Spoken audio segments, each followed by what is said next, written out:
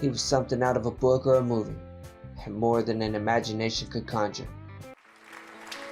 Here's a song that I wrote many years ago and about me and a guy who plays drums in our group, a guy named Paul English. I called the song Me and Paul.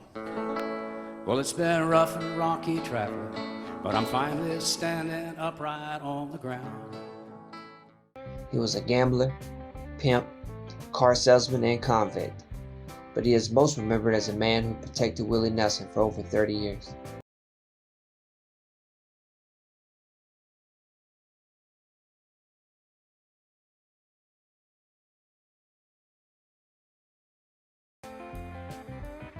The shootout at Ridgetop back in 1970, just outside of Nashville, when Willie Nelson and Paul English defended a house full of family against Willie's daughter's husband and his gun-toting brothers.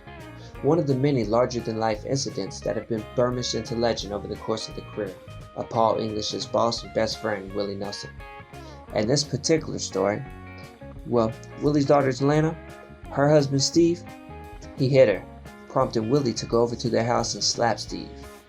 Pissed him off so much that Steve and his brothers drove over to Willie's house and started shooting. The altercation ended, however, with Paul firing a .380 grain bullets from his M1 rifle into the bumper of Steve's car to get him to go on goodbye. From the drummer's chair, English sees everything, just like the catcher on a baseball team. His oversight goes far beyond maintaining the odd, minimalist beats that guide Willie's music. For him, the drummer's chair is a perfect perspective for running the most story-touring organization in country music. More important than being Willie's drummer, or his best friend, is Paul English's combined role as the road boss of Willie's traveling company. He's a tour accountant, protector, collector, and enforcer. Roles embellished by his proud past as a hoodlum, pimp, and police character. For all the good vibes a red-headed stranger imparts at his 4th of July picnics, farm aids, or wherever else he plays, there's an understanding shared by one and all in his band of gypsies. Mess with Willie Nelson, and the next thing you'll see is the wrong end of a gun, held by the devil himself, Robert Paul English. You know those songs such as Nightlife and Family Bible? The ones that Willie famously sold for $50 a pop and gave up all his publishing rights? Well, Paul got them back. No telling what his method of persuasion might have been, but with Paul there is always, to this very day, or until this very day, the veiled thread of violence bubbling under the surface. Often as not, the perception is tied to Paul's fondness for guns, at least one of which is always somewhere on his person. Inside the family, Paul is the ultimate authority. He's the judge. It's the same role he played back in Fort Worth in the 1950s and early 1960s when the Dixie Mafia ruled the underworld. If two hoodlums had a beef that they couldn't take to the police, they'd just go to Paul.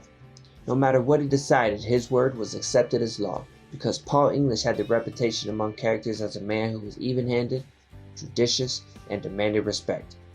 I was a good street hustler, he said, because, well, I treated it as a business. He tells the story of one time he threw dynamite into a bar for somebody else, and it blew up here, blew up there, but only put a little hole in the roof. Didn't do much damage, but I think they got the message. To this day, he remains proud of being featured in the Fort Worth Press tabloids as a 10 most unwanted criminal for 5 years running. He once told a story about having girls at 22, he said. I knew this girl, asked her if she liked to work. We went from there. I was a good pimp, he recalled in a soft voice, tinged with fondness.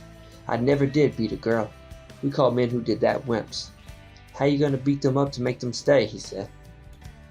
And I'll end it with this, a quote from his son Paul. If you're writing songs about shooting people, it's nice to have a guy who shot people up there on stage with you. And with that, rest in peace, Paul. Stay strong, Willie. I'm Justin. This is Off the Road Podcast, and just chill. Till the next episode.